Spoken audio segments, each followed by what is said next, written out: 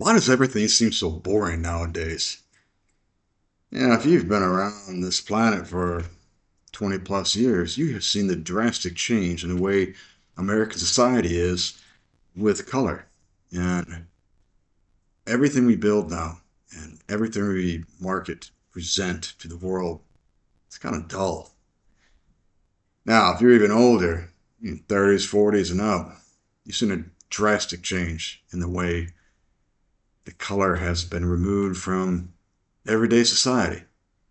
Everything from marketing logos like McDonald's, the way video games used to be sold, the packaging, TV shows, everything. It's all changed. There's an interesting video here we're going to play today that pretty much nails it on the head as to everything that's changed. Let's take a look. Is it just me?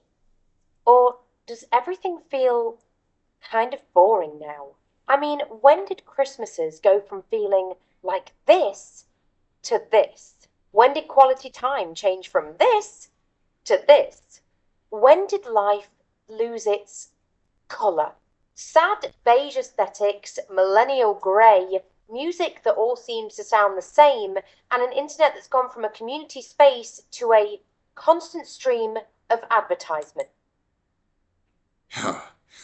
First minute of her video, and she's knocking them out. Christmas, great example. It looks corporate now. It's void of all colors. I'm sure in your childhood, Christmas was colorful. I mean, obviously, green tree.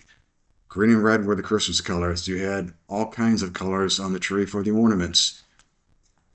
Everything about Christmas had some life to it. And that image you just showed, bland, big time. The activities that we do, perfect example again, you go from engaging in life, society, to everyone's staring at their phone. And I tell you, everyone's staring at their smartphones right now.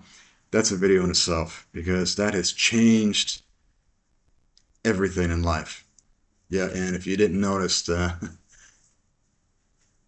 baby cat just jumped up in my lap in the middle of this video. Yes. And I tell you, life used to be very colorful, especially in my childhood and generations before me.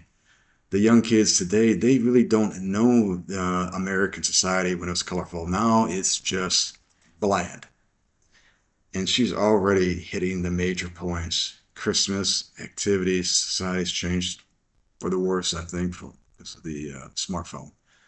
Let's continue. When I first started YouTube, I made this video about that melancholy feeling of nostalgia, otherwise known as homesickness.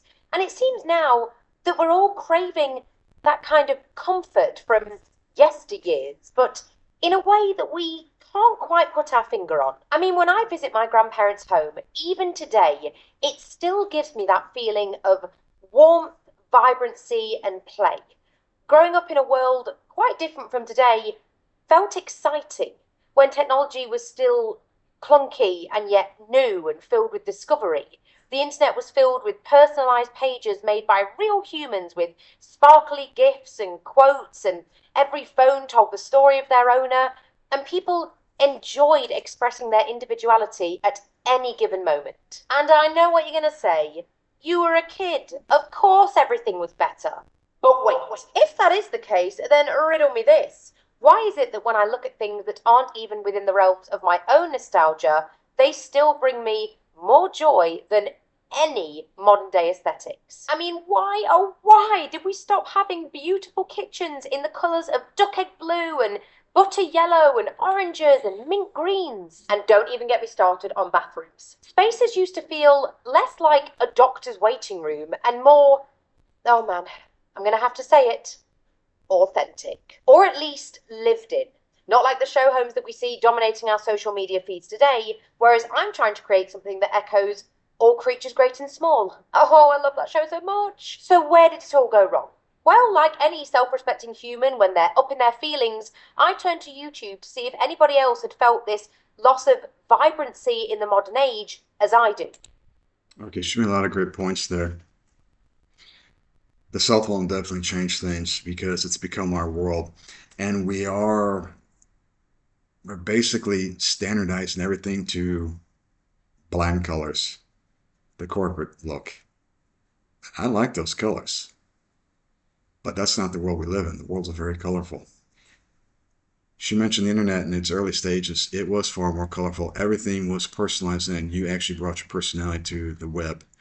And it was this fantastic video that captured exactly what I mean. Honestly, it does not matter when your childhood was, this video will still resonate with you, I promise you. You should definitely go give it a watch. But mentioned within this video was a study conducted by the Science Museum Group on colour, where they photographed 7,000 objects in 21 different categories, and these were just everyday objects throughout history, and just take a look at this. We can see here a nice steady mix of colours from 1780 all the way to the 1920s, where it appears to slightly expand through to the 50s, and then boom, it becomes a beautiful array of colours, which sadly continues to dip with that looming monotonous grey creeping in more and more and more until we reach today. Objects simply had more colour, and there was more variety. Whereas in the past, your home might display a beautiful ornate clock, a colourful board game, and a telephone, now all of these functions live solely on our mobile phone. Good point. Once again, I mean, it seems like the main villain in the story is the damn cell phone because it is many different old school devices in one. It used to be you had, the calculator, big handheld device all on its own. It's in the phone. You don't no longer have to wear watches, wristwatch, clock in the house. Doesn't matter. It's on the phone and on and on and on with all the damn device, the gadgets that are on the device now. So it's removed all of that. She's pointing out the old school stuff from 50, 100, 200 years ago. I mean, years and years old. But if you look at the quality of craftsmanship and what she just showed and whatever it was, especially if you look at furniture from 50 to 100 years ago, that stuff was built to last and it had personality. It was character to each piece. It's handcrafted. And do you remember that reality show? I think it's American Pickers, where those guys go around the country and they're antiquing. Well, imagine in 30 to 50 years from now, that show won't exist. Why? We don't have anything built to last anymore. There is no character. We have cheap Chinese crap. That's what's in our houses now, predominantly. Pretty much you go to Walmart and most of the items you're purchasing, it's cheap crap. It's not built to last. Everything's disposable. Put more money in the pockets of the big boys. That's where we are. Back in the old days, though, it wasn't that way. You could buy an armoire or something, handcrafted, it weighed a ton, it was solid, it's going to last, it's going to outlive you, it's going to last forever. That's nowadays antiques. That's going to be gone in the future because we don't build those kind of things anymore. And with those unique items that we no longer need, most of them because the cell phone has everything, we are missing the personality because you could buy a certain item the way in the design that you liked it. And your buddy, your neighbor, they could have something totally different, but it's the same device, like a calculator, whatever it may be, a closet, the armoire, trunks. Very old school. We go back to early 1900s or the 1800s where they had trunks in the house. It's a big trunk to carry your linens. Those had personality. Each one looked different. So you might have a trunk in your bedroom, and then you go to your parents' bedroom, they have a trunk, and it looks totally different. And each one has its own personality. It's whatever your tastes were. All that stuff is gone nowadays. Our dark, rectangular mobile phones. But looky here. And I did choose this model deliberately so that whenever the light touched it, I would get that nice little rainbow effect. It did cost me more because apparently there's a colour tax nowadays, but yeah, I think that's kind of cute. And are universability and scalability. Minimalist designs are cheaper, easier to reproduce globally, and less likely to offend or alienate. And I do partly get it, in the sense of, in order to sell something effectively, you kind of put it on the backdrop of a blank canvas, if you like, so that the buyer can more easily picture themselves owning that product. But my argument is, it didn't always used to be this way, and people were still very much buying things. You know, even beauty products used to just look a little bit more luxurious. You know, when you were gifted a perfume bottle or a lipstick, it felt like you were getting something truly special and not something from a pharmacy. And I'm not the only one that thinks this. Girl, I swear, you and me. And because basically the entire world is now following this blueprint, we've been left with a sort of visual homogenization. Homogenization. That's a good description for it. Just mentioned these products. I mean, it looks like she had a purse held up there. Obviously, that's a woman's industry predominantly. But I bet 30, 40 years ago, if a woman went to buy a purse going to a department store, she had a lot more options for colors. Obviously, there's going to be different designs, but what you're showing there had some color to it. But there is a lot of this. Once again, it seems to be white and gray are just taking over everything, homogenized. So everything looks the same. Even in the beauty industry, apparently, things are more bland, less to choose from. If you went back to the 1980s, you can go into a store and there was color in pretty much any type of product you want to buy. You had options, choices to make. So maybe your brother liked blue and you like red. And you got the same damn thing. Just got different colors. None of that's going on now. Now you go into a store, and she made a good example. It looks like a pharmaceutical. Like you went to the pharmacy and you bought a product because it looks exactly the same as the next one. No, you may think who really cares what lotion, face wash comes in, and it can all look boring. It's going to go in your bathroom. Sure, I get it, especially with most guys. But if you wanted to spicing up your living quarters, if you own your house and you love and you're proud of it, you want to make each room different, have some pizzazz to each room, you got to do it with the color. Obviously, you can't just use white, gray. You're not going to get too far. It's going to look like you're in an office.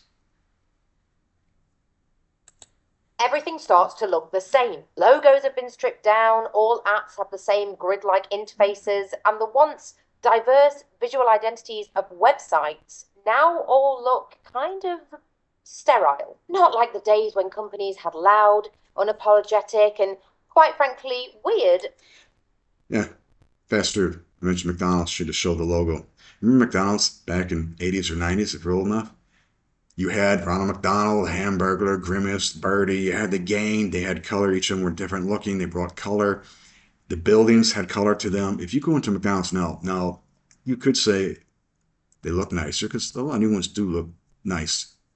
But what do they look like? They don't look like your McDonald's from childhood. We had the playground inside the building. The color is void now. It's all the corporate look. So it looks like you're going to an office rather than go to McDonald's. So if you're a kid nowadays, you want to go to McDonald's, you want to play with your friends and eat your junk food, I feel like you're playing in an office. Logos and adverts. Adverts had personality, and as a kid, you were so drawn in by them, much to your parents' dismay. Normal television used to be actually interesting, and the adverts were almost bearable. You know, when a Powerpuff Girl playset would just flash onto the screen. You know, it was the adverts were exciting, like looking through a catalogue before Christmas. You know, there was just something about it. You never knew what you were going to see, and I don't know, it added a little bit of magic. Magic. That's the key. She made a good point there about Christmas. Now, this isn't really about color, but if you're old enough, you're going to remember. You remember back in the days, J.C. Penney's would have a Christmas catalog. You would get a catalog in the mail. You know, your parents probably get it. You'd open up to the toy section, and you would see the layout of all the toys. You'd see G.I. Joe, He-Man, Star Wars. You see all Transformers. Got to say that. All those big toy lines. Those guys were great back in the day. You can immerse yourself in that world, and it really built up the joy when you're a kid for Christmas time. It immersed you. Nowadays, what do kids have? You know, this video I could go way off the deep end because you could get into the toys, the catalogs where you want to make the purchase rather than you clicking on a boring website and looking at a toy. That's not made nearly as good as it was 30, 40 years ago. Everything, because everything to me, most things in life now seem to be downgraded. So the catalog is a good one for Christmas time. And think about the video stores. Obviously, we're streaming now. That's another thing. I mean, back in the day, It was an event to go with your friends or your family to the video store. You could spend an hour perusing the aisles trying to find out what movie you want to get, video game you want to rent. All that stuff's gone. And I could go on and on. Record stores, it never ends. It's all that way of life. It's gone. Whereas now we've got blanding. And it's all over the internet as well, because we have heavily shifted from kind of cool, offbeat subcultures to aesthetic conformity. I say bring back the chaotic world of MySpace, where the songs would punish your speakers and it was filled with garish leopard print. Except we won't, because nowadays social media platforms reward polished, algorithmically optimized content. How I even have a platform. The internet didn't used to be about optimization. It was just a space to hang out. And here's the irony. The internet gave everyone a voice, and yet all it's led to is echo chambers and monocultures and trends that prioritize safe and repeatable aesthetics. That's it. See? Even our newer technology, the new way of life, you have the smartphone, the internet, and we have made a world out of that where 30 years ago it was unheard of. Life was totally different 30 years ago. The introduction to the internet and the smartphone has changed everything, and not all for the better. To me, I think a lot of it's changed for the worse. And yet that could be another video. Definitely a huge topic to discuss. She made some great points there. When the internet started, we were unique. We did do our own thing, and we did socialize, and you were you. Now, just like she said, you're watching these videos, and it's an echo chamber because the content will be very similar and repeat, and it's a rotation. It's just a cycle. What you really got to do is you got to look for personality. You got to think about because it's like a service going somewhere. If you got two coffee shops, two car dealerships, you got any of the same business right next to each other across the street. They're competing for the same customer, and if you had the same exact product, so let's say car, clothes, and the fashion same, both selling Levi's or something. If you got the same product, then what's going to distinguish you from the next guy, especially the competition? Because you want to make a living, you want to do well and be successful. Well, it's going to have to be your service. What do you do? What makes you different? What separates you from the others? So we got to go on the internet right now. You could watch hundreds of different YouTube channels, all talking about the same stuff. You got to find the people that you enjoy watching. I want you guys to share your experience. Leave a comment, like the video, and let's have a discussion. What is it about today, the difference from yesterday in your life? What do you miss? And if you want, I can make another video like this, and I can delve into a lot more topics. Like I said, the video store, the record store, on and on and on, how everything's changed. And a lot of it now for the better because we're missing our little facets of life that were our hangouts, the social activities that we used to once cherish have disappeared. So, good chat today. I'll see you guys in the next round.